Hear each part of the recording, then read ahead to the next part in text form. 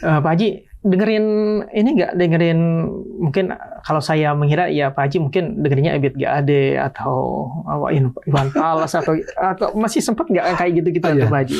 Kebetulan di rumah ada kawan-kawan ya, ada kawan-kawan suka golden memory gitu ya, memories. Jadi musik juga sama. Jadi karena musik itu bisa kita melihat kepada masa yang lalu ya.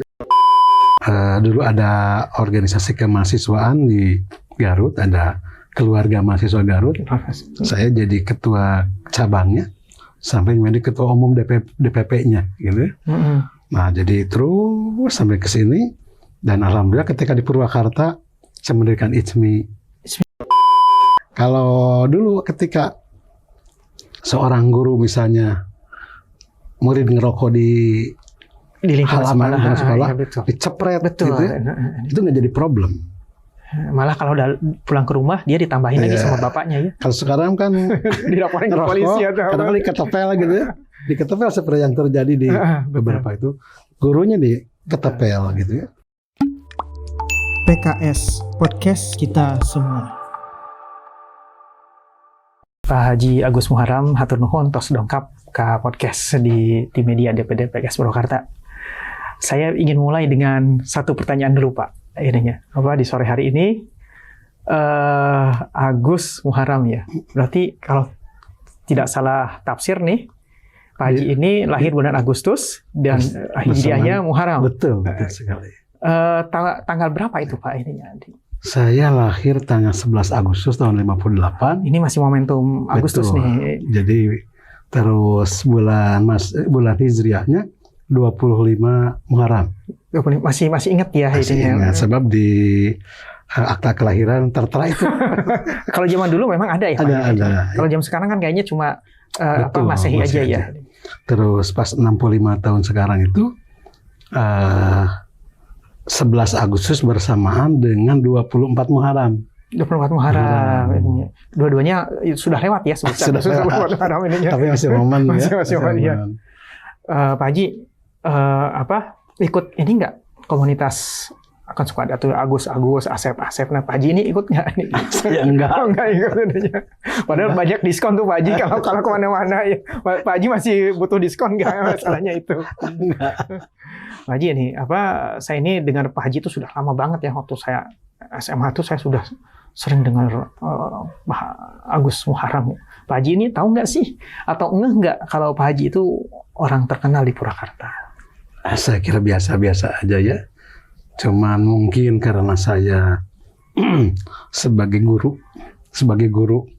mulai dari guru SPG, guru SMA gitu ya, terus dosen di beberapa perguruan tinggi, sehingga murid-murid jadi mengenal dan juga aktif di berbagai organisasi. Emang senang berorganisasi senang ya Pak Haji? Saya dari SMP. Dari SMP itu sudah ikut. Iya. Apa organisasi yang pertama diikutin Pak Haji? SMP dulu mengikuti organisasi olahraga. Ketika itu di SMP. Ekstrakurikuler ya? Enggak, mendirikan olahraga gitu ya. Oh sendiri gitu ya? Orang tua mendirikan tenis meja, terus membuat PTM, perkumpulan tenis meja. Gitu. Ketika di SPG jadi ketua pramuka. Terus SPG-nya di Garut. Kalau sekarang UPI ya, jadi UPI PGSD ya atau gimana? Kalau sekarang dari SPG jadi PGSD, terus jadi IKIP Bandung, dan jadi UPI gitu ya. Betul. Terus ketika di mahasiswa saya jadi ketua HMI. Dulu kuliah di mana Pak Haji kalau boleh tahu? Dulu di Uninus ya. Soekarno-Hatta ya itu ya. Betul. Itu universitas pertama yang saya datengin Pak Haji. Waktu saya SMA, saya diajak jalan-jalan sama Pak Rusyidi almarhum itu. Saat ayo kita jalan-jalan yuk ke ini. Nah, terus saya diajak ke Uninus. Kan saya asalnya di Purwakarta ya. Lihat. Wah, kayak gini ternyata sekolah tinggi itu. Terus ketua dulu ada organisasi kemahasiswaan di Garut, ada keluarga mahasiswa Garut. Saya jadi ketua cabangnya sampai menjadi ketua umum DPP-nya gitu. Nah, jadi terus sampai ke sini Dan alhamdulillah ketika di Purwakarta saya mendirikan ICMI. ICMI, Masya Allah. Itu zamannya Pak Habibie atau zaman Pak Habibie? Karena pada tahun itu tahun 90-an ya. Jadi bersama Pak Habibie. Betul. Cuma untuk di Purwakarta. Sempat ketemu sama Pak Habibie, sama beliau? Sempat. Beliau ke Purwakarta atau Pak Haji yang ketemu di Jakarta, ketemu di Bandung, ketemu di Makassar gitu ya. Masya Allah. Bareng-bareng ada kegiatan bersama. ICMI. Nah jadi hobi di organisasi sampai saat ini. Riweuh nggak itu Pak Haji? Ngurusin, kan Pak Haji pasti jadi ketuanya lah, jadi pengurus inti itu. Riweuh nggak sih Pak Haji ini? Justru kalau tidak riweuh di organisasi nggak senang gitu ya. Sakit kalau tidak riweuh gitu. Karena ngurus orang. Tapi kan banyak macam-macam Pak Haji itu orang-orangnya itu. Betul. Itu seninya. Seni memimpin organisasi. Jadi ada seninya, kita bertemu dengan beraneka ragam karakter. Nah, sehingga kita bisa menyelami. Ini kalau kita arahkan bisa nerima, kalau kita arahkan menolak gitu ya. Kadang-kala juga melawan kepada kita. Itu seninya di dalam memimpin. Jadi kepemimpinan itu adalah seni untuk bisa kita meningkatkan kualitas diri kita. Pak Haji itu, kalau boleh tahu Pak Haji ini orang tadi kalau saya tangkap itu asli dari Garut ya. Nah, ke Purwakarta itu kapan pertama kali Pak Haji? Jadi kalau di Garut dengan di Purwakarta lebih lama di Purwakarta. Di Garut itu hanya usia 0 sampai 24 tahun di sana gitu ya. Sampai 65 tahun, dari 25 tahun sampai 65 tahun, 40 tahun berarti ya di Purwakarta. Jadi memang Pak Haji sudah bisa diklaim sebagai orang Purwakarta. Ya. Saya ini Pak Haji kalau naik angkot, terus ketemu Gojek, apalagi kalau ketemu ini ya, guru-guru, itu pasti tahu lah nama Pak Haji Agus Muharram itu di Purwakarta Kota gitu Pak Haji ya. Nah, Pak Haji nih ya, apa sih menurut Pak Haji itu ya, enaknya jadi orang Purwakarta itu apa gitu? Jadi orang Purwakarta itu memang satu dilihat daripada kenyamanan udara gitu ya. Satu kenyamanan udara, tidak panas, tidak dingin, tapi sedang. Terus karakter orangnya. Di Purwakarta karakter orangnya itu bersahabat. Bersahabat, tidak ngeyel gitu ya. Terus kadang-kala hampir pada umumnya orang Purwakarta itu ramah, orang Purwakarta ramah. Dan juga bersama-sama ingin maju orang Purwakarta itu. Kalau dibandingkan dengan orang Garut misalnya Pak Haji ini bukan mau ini ya, itu gimana Pak Haji itu orang Garut itu gimana sih karakternya? Kalau orang Garut gitu ya, kalau orang Garut itu ketelitian, ada ketelitian, juga mengiritnya bukan main. Kalau naik angkot itu pasti nawar orang Garut itu. Naik angkot aja nawar ya dia ininya. Jadi saking hematnya gitu ya. Kalau orang sini kan nggak naik angkot naik bayar gitu. Betul. Terus orang Garut itu keras. Jadi kita lihat aja gitu ya. Hampir semua bupati kecuali yang sekarang itu berhenti di tengah jalan kalau di Garut. Betul. Apakah karena diprotes oleh masyarakatnya atau bagaimana? Jadi kalau ada kesalahan gitu ya, dia pasti protes orang Garut itu. Pau itu kalau nggak salah Wagub orang Tasik, Pau. Bukan Garut ya. Jadi ada Pak Ceng Pikri gitu ya. Terus betul, Pak Agus juga pernah diberhentikan. hampir sebagian besar gitu ya, diberhentikan di jalan. Anak-anak semua lahirnya di Purwakarta? Semua di Purwakarta. Di Purwakarta. Berapa orang anak Pak Haji? Ada 4 orang anak. Berarti sudah gede semua dong sekarang? Yang pertama jadi dosen UPI ya. Dosen UPI. Wina jadi dosen UPI, meneruskan. Masya Allah. Terus yang kedua Ihsan juga jadi dosen di STKIP. Dosen L2 Dikti ditempatkan di STKIP. Yang ketiga meninggal dunia. Innalillahi. Sepulang sekolah agama gitu ya. Jadi ketabrak di pinggir jalan. Ya gitu. Allah. Yang keempat masih sekarang baru mau kuliah. Baru mau kuliah. Memang kayaknya Pak Haji ini kecenderungannya sekeluarga di dunia pendidikan ya Pak Haji? Kayaknya begitu ya. Jadi dulu Bapak itu orang tua. Betul. Di dunia pendidikan juga. Bapak guru, ibu juga guru ya. Itu tapi waktu itu didoktrin nggak kamu harus jadi guru gitu sama bapak atau sama ibu? Ketika lulus SMP di Garut, kebetulan SMP-nya SMP favorit gitu kata orang Garut. Di Garut ya? Iya. Inginnya sekolah ke SMA.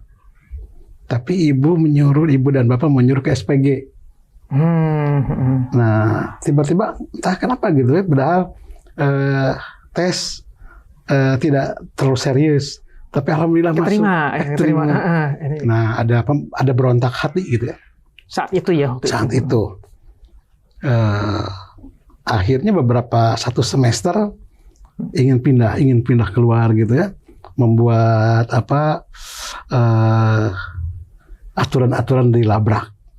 Tapi ketika sudah habis kelas 1 dirasakan ternyata harapan orang tua itu benar bagus gitu ya. Tidak ada orang tua yang tidak sayang kepada anaknya.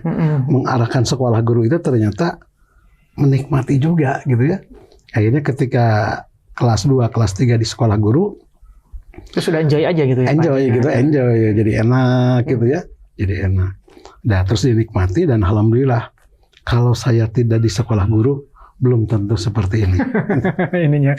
Jadi jalannya memang pernah nggak Pak Haji ngobrol sama orang tua ya bapak atau ibu soal itu? Misalnya Pak Haji kenapa harus jadi guru kayak itu? Itu kan pasti SPG lulusannya jadi guru ya. Jadi tadinya gitu ya kan saya keluarga yang sederhana. Orang tua berpikir, wah nggak usah muluk-muluk lah. Begitu jadi lulus SPG, jadi pegawai negeri, jadi guru di desa, cukup untuk membiayai hidup sendiri, gitu ya. Terus orang tua cukup aja itu. Nah, tetapi kawan-kawan berpikir juga ketika lulus SPG, saya harus kuliah. Gitu. Sehingga begitu selesai. Pak Haji sendiri yang dan orang tua mendukung. Senang banget mungkin kali ya idenya. Ya, jadi karena ketika di SPG, alhamdulillah dengan kawan kenal gitu ya, banyak kenalan dengan teman-teman, dengan masyarakat kenal. Akhirnya ketika melanjutkan perkuliahan, orang tua ngedukung, silakan kuliah katanya.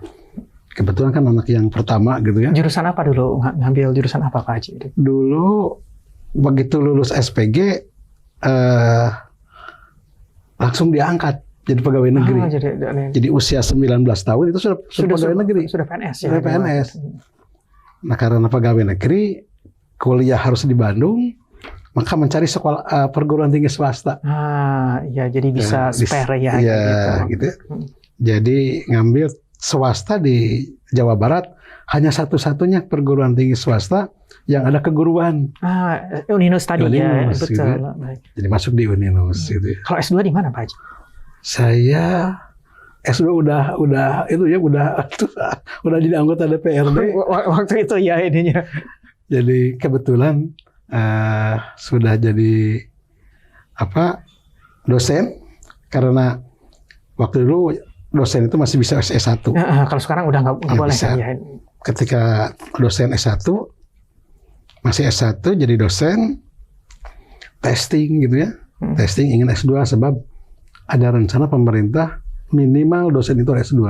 Betul. Maka saya ikut testing S2 di IKIP Bandung. Dan alhamdulillah dapat beasiswa. Juga. Tapi Pak Haji ini orang pinter. Enggak. Juga itu kebetulan aja gitu. Di IKIP Bandung. Terus lanjut S3 juga.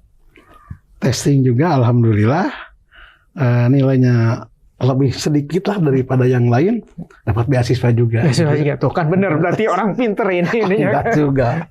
Pak Haji nggak capek itu belajar terus-menerus ini. Kita dinikmati. Kebetulan dari dulu sarjana muda dulu, S1, S2, S3 jurusannya yang sama. Jadi memang sudah on the track terus. Iya, jadi pembelajaran itu hampir mirip-mirip aja gitu ya.